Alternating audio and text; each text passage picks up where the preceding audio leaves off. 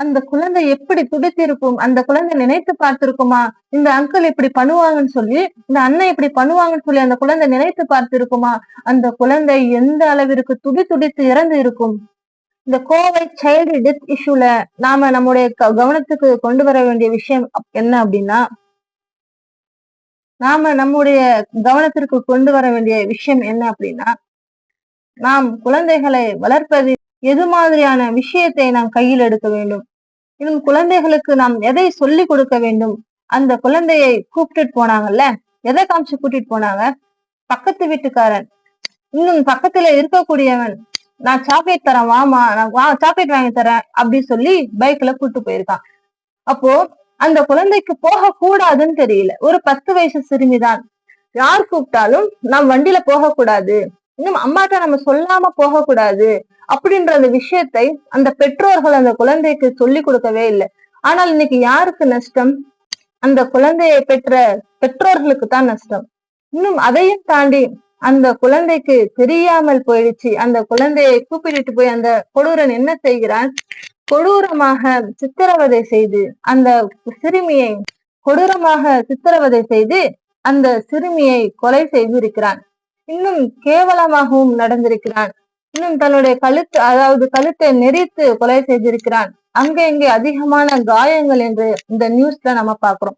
அப்போ அந்த குழந்தைக்கு அப்படி ஏற்பட்டு இருக்குல்ல, அதற்கு முக்கியமான காரணம் அந்த பெற்றோர்கள் அந்த குழந்தையை சரியாக கண்காணிக்காமல் இருப்பதுதான்.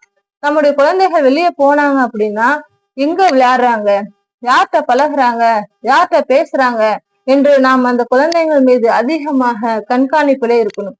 இன்னும் சொல்ல போனால் அந்த குழந்தைகளுக்கு நாம சொல்லி கொடுக்கணும், உன்னிடத்துல யார் பேசினாலும் சரி, உன்னிடத்துல யார் கூப்பிட்டாலும் சரி, இன்னும் பக்கத்து வீட்டுக்காரங்க யார் பழகினாலும் சரி, அவர்கள் எல்லாம் நமக்கு உறவு முறைகள் கிடையாது, அவர்கள் எல்லாம் நமக்கு மாமா கிடையாது, அவர்கள் எல்லாம் நமக்கு அண்ணன் கிடையாது, அவர்கள் எல்லாம் நமக்கு உறவுக்காரர்கள் கிடையாது.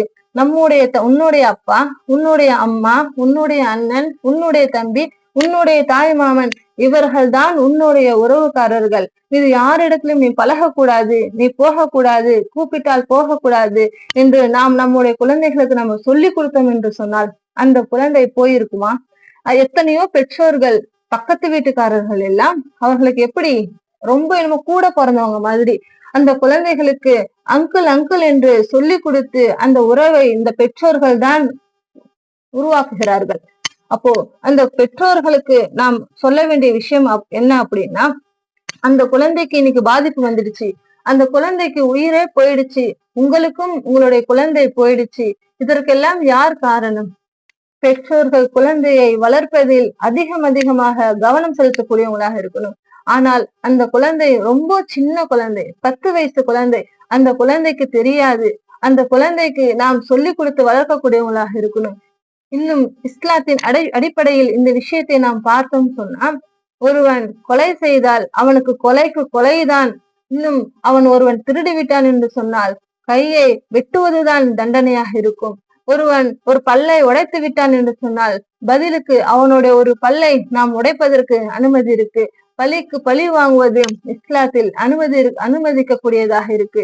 இன்னும் அல்லாஹ் ரப்பல் ஆலமீன் திருமறை குர்ஆனில் சொல்லும் பொழுது, நீங்கள் அவர்கள் உங்களுக்கு எந்த அளவிற்கு வரம்பு மீறினார்களோ அதே அளவு நீங்களும் அவர்கள் மீது வரம்பு மீறுங்கள் என்று அல்லாஹ் நமக்கு அனுமதித்திருக்கிறான்.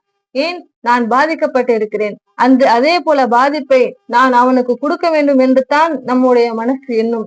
இப்ப ஒருத்தர் நம்மள அடிக்கிறாங்க, அப்படியே கம்மு இருந்துருவோமா? அடித்தால் நாம் திருப்பி அடிக்கிறோமா இல்லையா? அது மாதிரி இன்னைக்கு இந்த குழந்தைக்கு நடந்திருக்கின்றது ஒரு கொலையாக இருக்கு. அதே போல திரும்பவும் பதிலுக்கு அவனுக்கு கொலை தண்டனை தான், தூக்கு தண்டனை தான் அவனுக்கு சரியானதாக இருக்கும். ஆனால் இன்றைக்கு பெரும்பாலும் எப்படி இருக்கு, ஒரு 10 வருஷம், ஒரு 15 வருஷம் ஜெயில வச்சுட்டு மீண்டும் அவர்களை விடுதலை செய்கிறார்கள். ஆனால் இஸ்லாத்தின் அடிப்படையில் ஒரு சட்டத்தை நாம் கையில் எடுத்தோம் என்று சொன்னால் அது சரியான தீர்வாக இருக்கும். இப்போதே உங்களுடைய குழந்தைகளுக்கு சொல்லிக் கொடுங்கள்.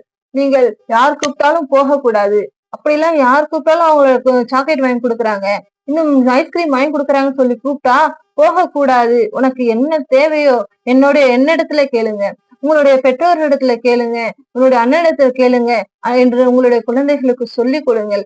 இன்னும் பக்கத்து வீட்டுக்காரர்கள் யாரையும் நம்பாதீங்க. அவர்கள் அத்தனை பேருமே யார் என்று சொன்னால் நல்லவர்கள் போலதான் வேடம் போடுவாங்க.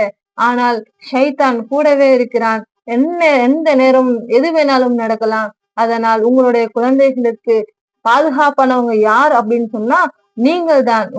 பெற்றோராகிய நீங்கள் தான், அப்பா தான், அண்ணா தான், தாய் மாமன் தான். இன்னும் வேணுமானால் சித்தப்பாவை வைத்துக் கொள்ளலாம். இதை தாண்டி உங்களுடைய குழந்தைகளின் பாதுகாப்புக்கு வேறு யாரும் உரிமை கொண்டாட முடியாது. உங்களுடைய குழந்தைகளை நீங்கள் பாதுகாக்க வேண்டும் என்று சொன்னால் உங்களுடைய குழந்தைகளுக்கு நீங்கள் சொல்லிக் கொடுத்து வளர்க்க வேண்டும். யார் கூடயும் போகக்கூடாது, யாருடைய பைக்கிலையும் போகக்கூடாது, யாருடைய சைக்கிள்லயும் போகக்கூடாது, யார் கூடயும் நடந்தும் போகக்கூடாது.